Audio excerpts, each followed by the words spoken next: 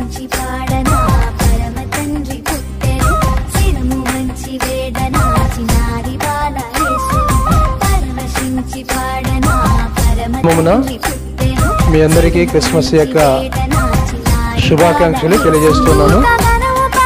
దేవుడు ఇంతవరకు మనల్ని కాచి కాపాడి తన రెక్కల దాపన నుంచి భద్రపరిచిన విధానాన్ని బట్టి ప్రభువు నామమునకు మహిమ కలుగునుగాక. యెరూషలేములో పస్కా పండుగ జరిగేది. ఆ సమయాన అనేకులు పస్కాకు వెళ్ళేవారు.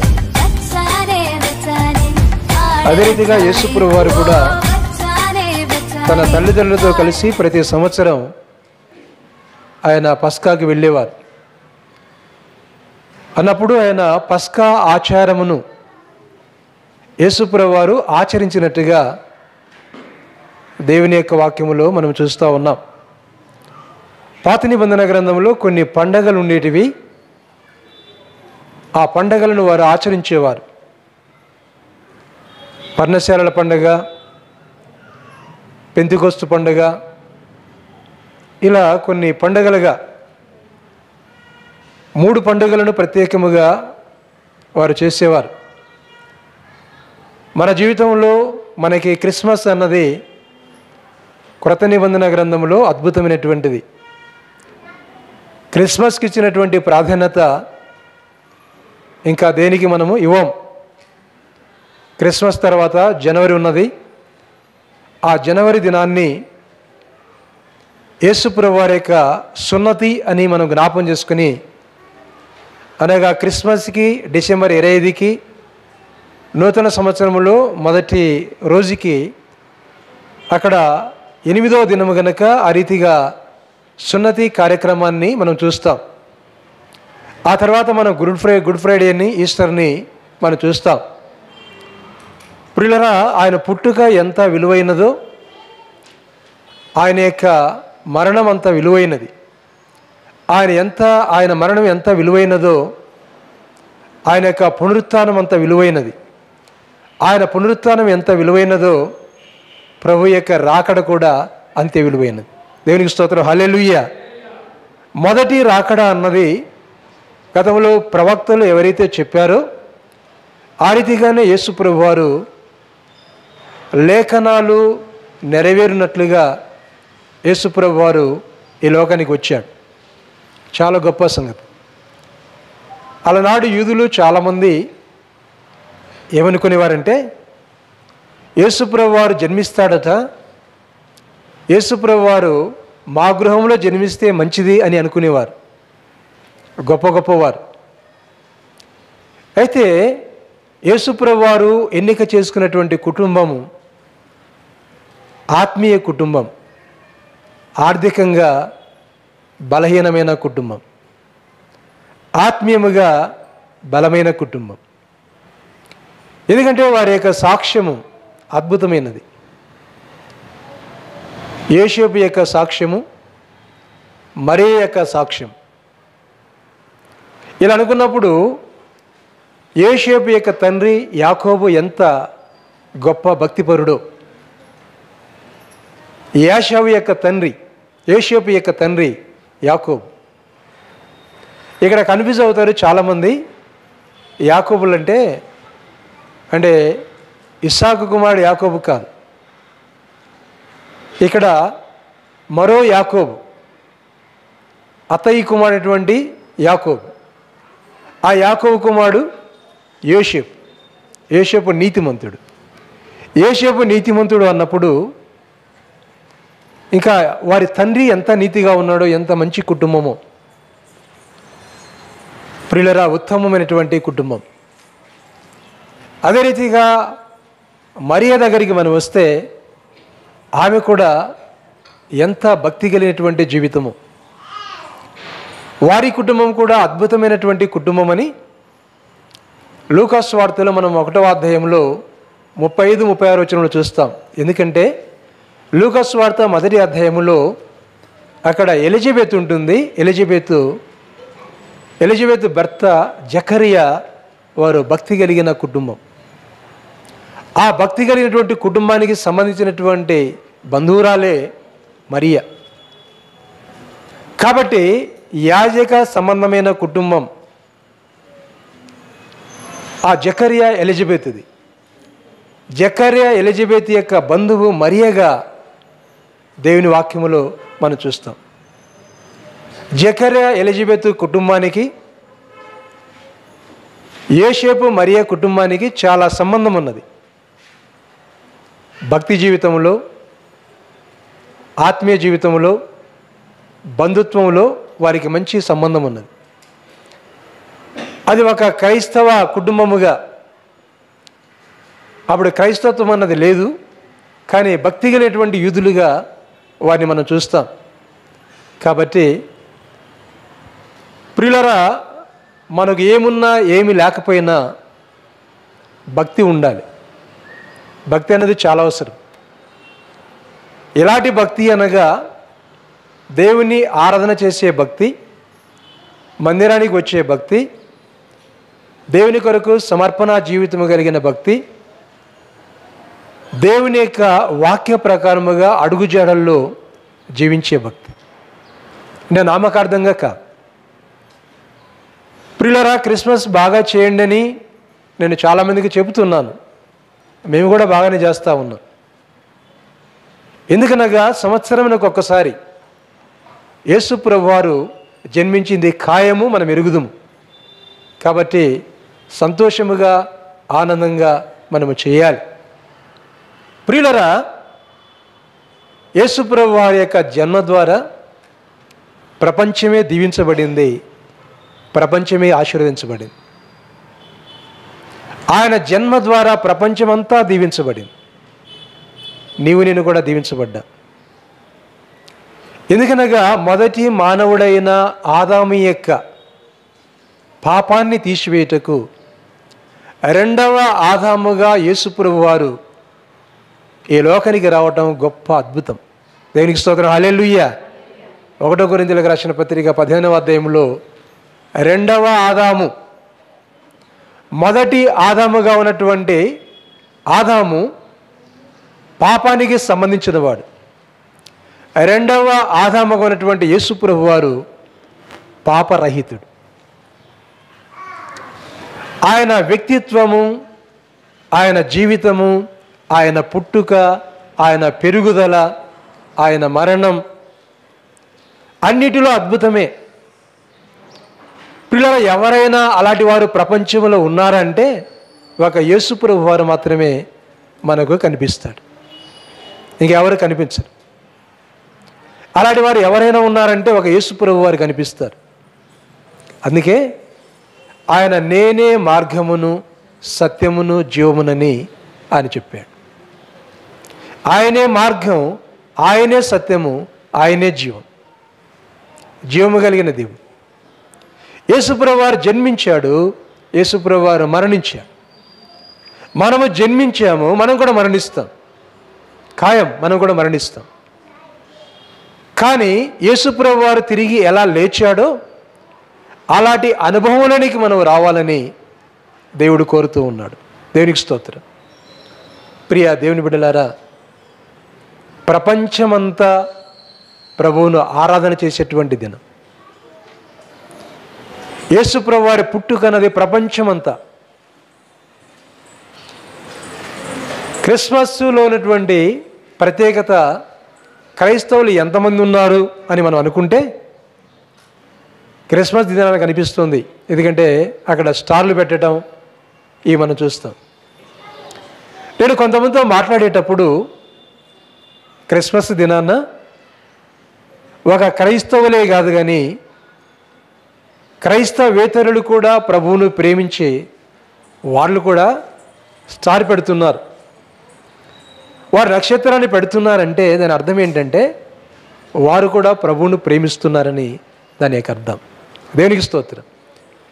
కాబట్టి ప్రియ సోదరి సోదరులారా, మనం ధన్యులము కావాలి. ధన్యులమయ్యాం.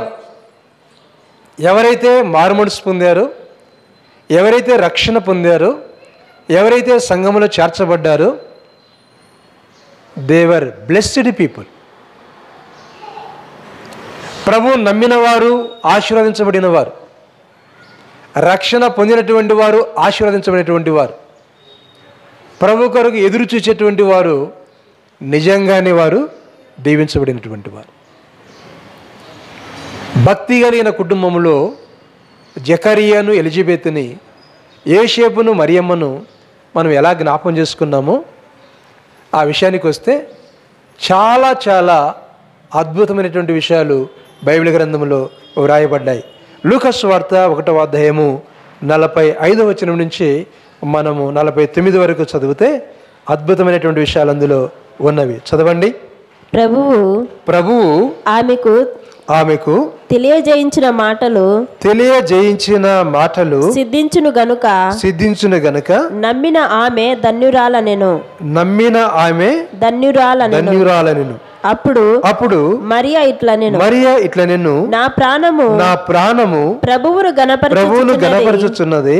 ఆయన తన దాసురాలి దీనస్థితిని కటాక్షించెను. నా ఆత్మ నా రక్షకుడైన దేవుని యందు ఆనందించెను. సర్వశక్తిమంతుడు నాకు గొప్ప కార్యములు చేసిన గనుక ఇది మొదలుకొని అన్ని తరముల వారును నన్ను ధన్యురాలని అందరూ.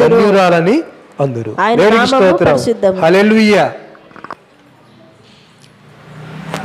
మరియతో మాట్లాడుతున్నటువంటి మాట 45వ వచనంలో ప్రభు ఆమెకు తెలియజేసిన మాటలు సిద్ధించును గనక నమ్మిన ఆమె ధన్యురాలు. అంటే నేను నమ్మినటువంటి ఆమె ధన్యురాలు. దేవదూత ద్వారా మాట్లాడేటువంటి మాటలు, ఎలిజబెత్ ద్వారా మాట్లాడుతున్నటువంటి మాటలు, కన్యకైనటువంటి మరియలో నుంచి వచ్చేటువంటి మాటలు, నమ్మినటువంటి ఆమె ఎవరండి? ధన్యురాలు. ప్రియులారా, మనం దేవుని నమ్మితే మనం కూడా ధన్యులమే. యెహోవా దేవుని నమ్మింది మరియా. ఆమె జీవితంలో గొప్ప కార్యం. మరియా జీవితంలో ఆమె ప్రెగ్నెంట్ అయినప్పుడు చాలా అవమానాలు తప్పనిసరిగా వచ్చి ఉన్నాయి. మరియాను అందరూ అనుకునేవారు చిన్నప్పటి నుంచి ఈమె చాలా మంచిది, చాలా కన్యక, చాలా ఉత్తమురాలు. వివాహము కాలేదు, ప్రెగ్నెంట్ అయినది. ఎంత నిందనో! దేవుని బిడ్డలు ప్రభువుని ఎరిగినప్పుడు ఇలాంటి నిందలు వస్తాయి. అలాంటి నిందలను ఆమె భరించి ఉన్నది. ప్రియులారా, నీతి కొరకు బ్రతకటం అన్నది చాలా గొప్పది. అక్రమంగా జీవించటం కాదు, లోకానుసారంగా బ్రతకటం కాదు, దేవుణ్ణి నమ్మిన మనము భక్తి జీవితంలో జీవించటం. ప్రియులారా, తాత్కాలికమైన ఆశీర్వాదాల కొరకు, తాత్కాలికమైన జీవితం కొరకు కాదు మనం బ్రతకటం. నిజమైన జీవితం కొరకు, నిజమైన రక్షణ కొరకు, దేవుని యొక్క రాజ్యం కొరకు, నిజమైన ఆశీర్వాదాల కొరకు మనం జీవించాలి. నమ్మిన ఆమె ధన్యురాలు. నీతి నిమిత్తం ఆకలి తప్పులు కలిగినటువంటి వారు ధన్యులు అనేటువంటి మాట బైబిల్ గ్రంథంలో మనం చూస్తాం. యేసుప్రభువు వారు చెప్పినటువంటి మాట. నీతి నిమిత్తం ఆకలి తప్పులు గలవారు ధన్యులు, వారు తృప్తిపరచబడదురు. వారినే ధన్యులు అనేటువంటి ఆ అంశములో మనం చేర్చవచ్చు. ప్రియులారా, ధన్యురాలైన ఒకసారి మరియా ఆమె జీవితంలో తన ప్రవర్తనను జ్ఞాపం చేసుకున్నప్పుడు, తన సాక్ష్యాన్ని జ్ఞాపం చేసుకున్నప్పుడు, ఈ కొంచెంలో నేను నమ్మకముగా ఉన్నాను కనుక నాకు ఎంత దీవెన వచ్చింది. ప్రియులారా, యేసు ప్రభు వారిని కనినటువంటి ఆమెకు వచ్చేటటువంటి దీవెన ప్రపంచమంతా తెలిసిపోయింది మరియా గురించి. దేవునికి స్తోత్రం, హల్లెలూయా. మరియా, యోసేపు, మరియా కుటుంబం గురించి ప్రపంచమంతా తెలిసిపోయింది. వారి సాక్ష్యం, వారి జీవితం. మాకేమో అద్భుతం జరిగితే కాదు. ఈ అద్భుతం ఎలాంటి అద్భుతం అని అంటే అవమానకరమైనటువంటి అద్భుతం. ఆమె ప్రెగ్నెంట్ కావటం అన్నది అవమానకరమైనటువంటి అద్భుతం లోకానికి. కానీ నీతి కొరకు ఆమె దాచుకొని అలా ఉన్నది. కాబట్టి ఏమైనదంటే ధన్యురాలైనది. ప్రియులారా, ధన్యురాలైనది, ధన్యురాలు. ఆయన నమ్మితే మనము ధన్యులం. మరియా దేవుని నమ్మింది, ఆమె ధన్యురాలైనది. నీవు నేను దేవుని నమ్మితే మనం ఏమవుతామంటే ధన్యులమవుతాం, ధన్యులమవుతాం. నీవు నేను దేవుణ్ణి నమ్మితే ధన్యులమవుతాం. ఎంత గొప్ప భాగ్యము! బైబిల్ గ్రంథంలో నమ్మినటువంటి వారు కొంతమంది ఉన్నారు. క్రిస్మస్ సందర్భంగా నేను యోసేపును మరియను జ్ఞాపం చేశాను. యోసేపు కూడా నీతిమంతుడు అన్న మాట మనం చూస్తాం. నీతిమంతుడు. వివాహమైనప్పుడు వివాహానికి ముందే ఆమెతో సంబంధాలు పెట్టుకునేవారు చాలామంది ఉన్నారు ప్రపంచంలో, చేసుకుంటామని. అవి పీటల దగ్గరికి వచ్చి వెళ్ళిపోయి కొన్ని కార్యక్రమాలు ఉన్నాయి. ప్రియులరా, ఆ వివాహాలు మాట్లాడుకొని శరీర సంబంధమైనటువంటి ఆ బంధకాలు కలిగినటువంటి వారు ఉన్నారు. కానీ యోసేపు యొక్క జీవితం ఎంత ప్రత్యేకమైనది అంటే బైబిల్ గ్రంథంలో ఆమె ప్రసవించేంత వరకు ఆమెను ముట్టలేదు అన్నమాట. దేవుడు తెలియపరిచాడు కదా యోసేపుకి తెలియపరిచాడు. ఆమె పరిశుద్ధురాలు, పరిశుద్ధాత్మ వలన గర్భవతి అయినది, ఆమెను నువ్వు అనుమానించవద్దు అని. మిగతా వాళ్ళు ఏమవుతారంటే మామూలు వాళ్ళు అయితే విడిచేస్తారు. నాకు సంబంధం లేదు, ప్రెగ్నెంట్ అయినది విడిచేస్తారు. కాబట్టి అక్కడ యోసేపు ఎంత పర్ఫెక్ట్ అంటే ఆమె డెలివరీ అయ్యేంత వరకు అంటే పరిశుద్ధాత్మ వల్ల కలిగినది కనుక ముట్టినవాడు కాదు. అంటే దేవుని బిడ్డల యొక్క జీవితంలో పవిత్రత అన్నది ఎలా ఉంటుంది. అందరికి కాదు, లోక సంబంధమైన వారికి ఇలా ఉండదు. కనుక దేవుణ్ణి ఎవరైతే నమ్ముతున్నారో, దేవుని నమ్మిన బిడ్డలు అన్ని విషయాలు ఎలా ఉంటారంటే వారు చాలా వారు క్రమంగా ఉంటారు. ఎలా ఉంటారండి? చాలా క్రమంగా. మరియ దేవుని నమ్మింది, ఆమె ధన్యురాలైన. యోసేపు నీతిమంతుడిగా చెప్పబడ్డాడు. ఆయన కూడా ఆ కుటుంబము ధన్యకరమైనటువంటి కుటుంబమే. ప్రియులరా, ఆదికాండం 15వ అధ్యాయం 6వ వచనంలో మనం చూస్తే అబ్రహాము దేవుని నమ్మెను, అది అతనికి నీతిగా ఎంచబడింది. అబ్రహాము దేవుని నమ్మెను, అది అతనికి నీతిగా ఎంచబడింది. చదవండి. అతడు యెహోవాను నమ్మెను, ఆయన అది అతనికి నీతిగా ఎంచబడింది. నీతి అనండి. కన్యక మరి అనేటువంటి ఆమె దేవుని నమ్మింది, యెహోవాను నమ్మింది, ధన్యురాలైంది. అబ్రహామును చూస్తూ ఉన్నాము. అబ్రహాము యెహోవాను నమ్మెను, అది అతనికి నీతిగా ఎంచబడింది.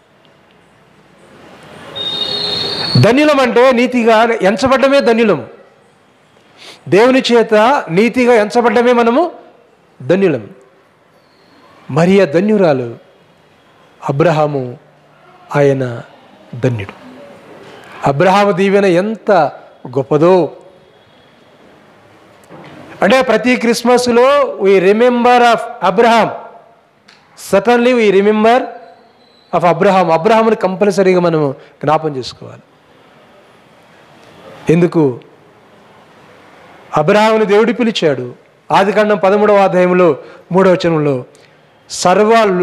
భూలోకమంతా కూడా నీ ద్వారా దీవించబడుతుంది, ఆశీర్వదించబడుతుంది. ఆదికాండం 17వ అధ్యాయంలో అక్కడ అంటాడు, రాజులు నీ గర్భముల నుంచి వస్తారు. రాజులు నీ గర్భం నుంచి వస్తారన్నప్పుడు అక్కడ అబ్రహాం యొక్క గర్భములో మరియ ఉన్నది అని జ్ఞాపం చేసుకోవాలి. అబ్రహాం యొక్క గర్భములో యేసుప్రభు వారు ఉన్నాడు అని జ్ఞాపం చేసుకోవాలి. అబ్రహాము దేవుని నమ్మిన కుటుంబం అని మనము జ్ఞాపం చేసుకోవాలి. ప్రియ దేవుని బిడ్డలారా, వాక్యాన్ని గమనించు. దేవుని నమ్మితే ఎంత గొప్ప ధన్యతో. కీర్తన గ్రంథం 2వ అధ్యాయం 12వ వచనంలో ఆయన నమ్మిన వారు, ఆయన్ని ఆశ్రయించినటువంటి వారు ధన్యులు అనేటువంటి మాట బైబిల్ గ్రంథంలో వ్రాయబడి ఉన్నది. 2వ అధ్యాయము 12వ వచనం. త్వరగా రగులుకొనును, కోపించును, ఆయనను ఆశ్రయించువారు ధన్యులు. దేవునికి స్తోత్రం. కోపం గురించి ముందు రాయబడి ఉన్నది, ఆ తర్వాత ఆయన్ని ఆశ్రయించేవారు ధన్యులు. ఎవరిని ఆశ్రయించాలండి? యెహోవాని ఆశ్రయించాలి, దేవుణ్ణి ఆశ్రయించాలి. క్రిస్మస్ వచ్చిందని కార్యక్రమాలు చేసుకుంటే చేయాలి, మంచిది. కానీ మన జీవితంలో దేవునికి మొదటి స్థానం ఇవ్వాలి. దేవుని నమ్మిన వారిగా మనం ఉండాలి. అంటే క్రిస్మస్కే ఆరాధనకు చాలా చాలా గ్రామాల్లో క్రిస్మస్ వచ్చిందంటే ఆ దినాన్న చాలామంది ఇంకా మందిరానికి వస్తారు. మిగతా టైంలో వారు ఎక్కడ కూడా కనిపించరు. అలా కాదు. ఆయన మనకు కేడము, ఆయన మనకు ఆశ్రయదుర్గము. ఆయన మనం ఆశ్రయించాలి, ఆయన దగ్గరికి మనం రావాలి, ఆశ్రయించాలి. వచ్చినట్లయితే ఆయన ఆశ్రయించేటువంటి ప్రతి ఒక్కరూ ధన్యులు. ఆయన నమ్మినటువంటి వారు ధన్యులు. దేవునికి స్తోత్రం. ఎంత గొప్ప భాగ్యం. ఎవరు నమ్మారు ఆయన మాటలు? ప్రియులారా, జ్ఞానులు కూడా ఆయన మాటలు నమ్మారు. జ్ఞానులు కూడా ఆయన మాటలు నమ్మారు. దేవుని వాక్యములో మత్తయి సువార్త 2వ అధ్యాయము 1-2 వచనాలు చదువుకుందాం. మత్తయి సువార్త. రాజైన హేరోదు దినములయందు యూదా దేశపు బెత్లెహేములో యేసు పుట్టిన పిమ్మట ఇదిగో తూర్పు దేశపు జ్ఞానులు యెరూషలేమునకు వచ్చి, యూదుల రాజుగా పుట్టిన వాడు ఎక్కడ ఉన్నాడు? తూర్పు దిక్కున. మేము ఆయన నక్షత్రమును చూసి ఆయనను పూజింప ఉచితమని చెప్పిరి. దేవునికి స్తోత్రం. హల్లెలూయా. ఎవరండి? వైజ్ పర్సన్స్, జ్ఞానము కలిగినటువంటి వారు, తూర్పు దేశపు జ్ఞానులు. వారు నమ్మారు, తూర్పు దేశపు జ్ఞానులు నమ్మారు దేవుణ్ణి. వారు జ్ఞానులు. జ్యోతిష్యం వారికి బాగా తెలుసు. ప్రియులరా, ఆ జ్యోతిష్యంలో ఇక్కడ యేసుప్రభువు పుట్ట గురించి తెలియపరచబడి ఉంది. కాబట్టి ఆ నక్షత్రాన్ని చూసి వారు నమ్మి ఎక్కడికి వచ్చారంట? యూదా బెత్లెహేము. యూదా బెత్లెహేములో యేసుప్రభువు వారు జన్మిస్తాడు. ఎందుకు యేసుప్రభువు వారు యూదా బెత్లెహేములోనే జన్మించాలి? బైబిల్ గ్రంథం మత్తయి సువార్త 1వ అధ్యాయంలో అబ్రహాము కుమారుడైన, దావీదు కుమారుడైన యేసుక్రీస్తు. గుర్తుపెట్టుకోండి. ఇక్కడ ఈ ముగ్గురు వ్యక్తులు మనకు కనిపిస్తారు. కాబట్టే దేవుని వాక్యాన్ని గమనిస్తే 1వ సమూయేలు గ్రంథం 17వ అధ్యాయం 12వ వచనంలో అక్కడ యూదా బెత్లెహేము వాడైన దావీదు అని మనం చూస్తాం. యూదా బెత్లెహేము వాడైన దావీదు వంశములో నుంచి యోసేపు అని చూస్తాం. కానీ యోసేపుకి జన్మించాడంటే అలా కాదు. అది నేను చివర్లో చెప్తాను. యోసేపు ద్వారా జన్మించిన వాడు కాదు. ప్రియ సహోదరి సహోదరులారా, దేవుని యొక్క వాక్యాన్ని గమనించినట్లయితే తూర్పు దేశపు జ్ఞానులు నమ్మారు. ఆయన ఆరాధన చేయడానికి వారు వచ్చారు. ఒక పేద కుటుంబము నమ్మింది ప్రభువును. వారు దీవించబడ్డారు, ధన్యులయ్యారు. ఒక ఉన్నతమైనటువంటి స్థితిలో ఉన్నటువంటి జ్ఞానులు, అంటే సైంటిస్టులు అంటాం కదా, సైంటిస్టులు అని మనం చెప్తాం కదా, అంత గొప్పవారు. వారు దేవుని నమ్మారు. వారు దేవుణ్ణి నమ్మి పూజించటానికి వారు వచ్చి. అది మాత్రమేనా? బైబిల్ గ్రంథంలో మనము ఇంకా లూకా సువార్తలోకి 2వ అధ్యాయము 15-16 వచనాలు చదువుకుంటే అక్కడ ఎవరున్నారు మనకు కనిపిస్తుంది. లూకా సువార్త 2వ అధ్యాయం 15వ వచనం నుంచి. ఆ దూతలు తమ యొద్ద నుండి పరలోకమునకు వెళ్ళిన తర్వాత ఆ గొర్రెల కాపరులు జరిగిన ఈ కార్యమును ప్రభు మనకు తెలియజేయించి ఉన్నాడు. మనము బెత్లెహేమునకి వెళ్ళి చూతమరణని ఒకరితో ఒకడు చెప్పుకొని త్వరగా వెళ్ళి మరియను యోసేపును తొట్టిలో పండుకున్న శిశువును చూసిరి. వారు చూసి ఆ శిశువుని గురించి తమతో చెప్పబడిన మాటలు ప్రచురము చేసిరి. ఎక్కడికి వెళ్ళారండి? మనము బెత్లెహేమునకు వెళ్ళి, ప్రియులారా, మనం బెత్లెహేమునకు వెళ్ళి, గతంలో మనం చూస్తూ ఉన్నాం యూదా బెత్లెహేమునికి వెళ్ళారు. ఎవరనగా జ్ఞానులు వెళ్ళారు. రెండవ భాగంలో మనం చూస్తున్నాం. రెండవ భాగంలో ఈ వాక్యాన్ని గమనించినట్లయితే గొర్రెల కాపరులు ఐగుప్తులో వారు హేయులు అని బైబిల్ యొక్క గ్రంథం చెబుతుంది. వారు హేయులుగా ఉన్నారు. గొర్రెల కాపరులు వారు హేయులుగా ఉన్నారు. ఐగుప్తులో వారు ఎలా ఉన్నారంటే వారు హేయులుగా ఉన్నారు అని మనం చూస్తాం. దేవుని యొక్క వాక్యాన్ని గమనించాం. కాబట్టి లేఖన భాగాలను మనం చూసినట్లయితే ఈ భాగాల్లో మనము వాక్య భాగాన్ని మనం చూస్తున్నాం. ఈ భాగంలో మనం గమనించినట్లయితే గొర్రెల కాపరులు అక్కడ వారు దేవుని ఆరాధించడానికి వారు వెళ్ళినట్టుగా చూస్తున్నాం. వారు కూడా నమ్మారు. నక్షత్రాన్ని చూసి నమ్మినటువంటి వారు ఉన్నారు. రెండవదిగా ఇక్కడ ఆ దేవుని దూతలు చెప్పినప్పుడు ఆ మాటలను నమ్మి అక్కడ ప్రభువును ఆరాధన చేసినటువంటి వారిని మనం చూస్తూ ఉన్నాం. ఈ రీతిగా రెండు భాగాలుగా మనం చూసాం. ప్రియ సహోదరులారా, మనము ప్రభువును నమ్మామా? ప్రభువును మనం ఆరాధన చేస్తూ ఉన్నామా? ప్రభువును మనం నమ్మామా? ప్రభువును మనం ఆరాధన చేస్తున్నామా అనేటువంటి విషయాన్ని మనం జ్ఞాపం చేసుకోవాలి. కాబట్టి ఆరాధన అన్నది ఎంత శ్రేష్టమైనది, ఆరాధన అన్నది ఎంత గొప్పది జ్ఞాపం చేసుకోవాల్సిందిగా నేను మనవి చేస్తూ ఉన్నాను. ప్రభువును ఆరాధన చేయటం, ప్రభువును స్తుతించటం, ప్రభువును గణపరచటం. మరియ నమ్మినది, ఆమె ధన్యురాలు. జ్ఞానులు నమ్మారు, దేవుని పూజించడానికి మేము వెళ్తున్నామన్నారు, వారు ధన్యులు. మూడవదిగా మనం చూస్తూ ఉన్నాం, గొర్రెల కాపరులు నమ్మారు, వారు ధన్యులయ్యారు. అయితే మనం నమ్ముతున్నామా ప్రభువును? నమ్మే వారి యొక్క జీవితంలో గొప్ప కార్యాలు మనం చూస్తాం. యేసుప్రభువు వారు జన్మించాడని నమ్మాలి. యేసుప్రభువు వారు మరణించాడని నమ్మాలి. యేసుప్రభువు వారు పాతి పెట్టబడ్డాడని నమ్మాలి. యేసుప్రభువు వారు తిరిగి లేచాడని మనం నమ్మాలి. నమ్మినట్లయితే గొప్ప కార్యాలు మన జీవితంలో కలుగుతాయి. బైబిల్ గ్రంథంలో మార్కు సువార్త 9వ అధ్యాయం 23వ వచనంలో నీవు నమ్మిన యెడల దేవుని యొక్క మహిమను చూచు. మన జీవితంలో దేవుని మహిమను మనం చూడాలంటే ఏం చేయాలండి? మనం ప్రభువును నమ్మాలి. నమ్మిన వారు ధన్యులు. నమ్మిన వారు ఎవరండి? ధన్యులు. ఎవరైతే ప్రభువును నమ్ముతారో నమ్మిన ప్రతి ఒక్కరు కూడా ఎలా ఉన్నారంటే వారు ధన్యులు. ఎలా నమ్మాలి? యేసుక్రీస్తు నా రక్షకుడని నమ్మాలి. సొంత రక్షకుడిగా యేసుక్రీస్తుని మనం నమ్మాలి. యేసుక్రీస్తు నా కొరకు మరణించాడని నమ్మాలి. యేసుక్రీస్తు నా కొరకు రాబోతున్నాడని నమ్మాలి. మరి అయితే దేవుని నమ్మినది, యెహోవా దేవుని నమ్మినది, దేవుడు ఆమెను ప్రేమించి లోకరక్షకుడు ఆమె గర్భంలోకి వచ్చాడు కనుక ఆమె దీవించబడింది. అబ్రహాము దేవుని నమ్మాడు, ఆమె దీవించబడింది. అబ్రహాము దేవుని నమ్మాడు, ఆమె దీవించబడింది. ప్రియా దేవుని బిడ్డలారా, ఇప్పుడు మనం దేవుని నమ్మాలా? ఏమని నమ్మాలా? యేసుప్రభువు వారు నా గర్భంలో జన్మించాలనే కాదు.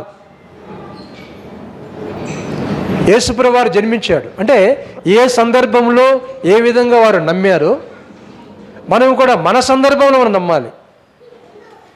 వారి సందర్భంలో నమ్మారు. నోవాహు సందర్భంలో నోవా దేవుని నమ్మాడు. జలప్రళయం వస్తుందని నమ్మాడు. ప్రియులారా, ఇప్పుడు మనం ఒక విషయం కొరకు మనం ఎదురు చూడాలి.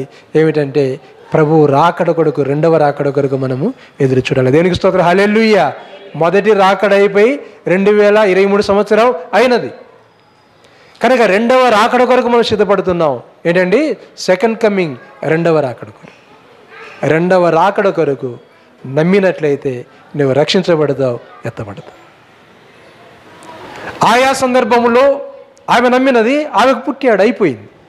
ఈ రోజున ఆ రోజు యూదులు ఎలా అనుకున్నారో, మా కుటుంబంలో మా వంశంలో యేసుప్రభువు వారు జన్మిస్తే బాగుండు కదా అనుకుంటున్నావు. కానీ ఆత్మీయముగా యేసుప్రభు వారు మన జీవితాల్లో జన్మించాలి. ఆయన యేసుప్రభువు జన్మించాడు, యేసుప్రభు వారు ఆమెలో జన్మించాడు. కానీ ఇప్పుడు మారిపోయినది, మనం క్రీస్తులో జన్మించాలి. ఆదాము జన్మ అయిపోయినది, ఇప్పుడు క్రీస్తులో జన్మించాలి. మనం చూస్తాం కదా, యోహాను సువార్త మొదటి అధ్యాయం 13వ వచనంలో, వారు రక్తం వలనైనను మానుషేచ్ఛల వలనను శరీరేచ్ఛల వలన జన్మించిన వారు కారు. వారు ఎలా జన్మించిన వారు? వారు ఆత్మానుసారముగా జన్మించినటువంటి శరీరధారిగా యేసుప్రభు వారు అబ్రహాములో వంశం నుంచి వచ్చాడని మనము హెబ్రీయులకు రాసిన పత్రిక 2వ అధ్యాయం 11-14 వచనాల్లో శరీరధారిగా అబ్రహాం వంశం అని చూస్తాం. ప్రియ సోదరులారా, ఈ రోజున యేసుప్రభు వారిని మనం నమ్మినట్లయితే యేసుప్రభు వారికి ఎదురు చూసే బిడ్డగా ఉంటాం. అలనాడు మరియ నమ్మినది, ఆమె దీవించబడి ఉన్నది. ఈరోజు మనకు కూడా ఆప్షన్స్ ఉన్నది. మనం ప్రభువుని నమ్మితే ఆమెకి ఎంత దీవెనలు ఉన్నాయో అన్ని దీవెనలు మనకు ఉన్నాయి. అందుకే బైబిల్ గ్రంథంలో ఒక ఆమె యేసుప్రభు వారు వచ్చి గొప్ప గొప్ప కార్యాలు చేస్తూ ఉంటే ఆమె చూసి ఏమన్నదో తెలుసా? లూకాసు వార్త 11వ అధ్యాయము 28వ వచనం. లూకాసు వార్త 11వ అధ్యాయం 28వ వచనం. ఏమనింది ఆమె?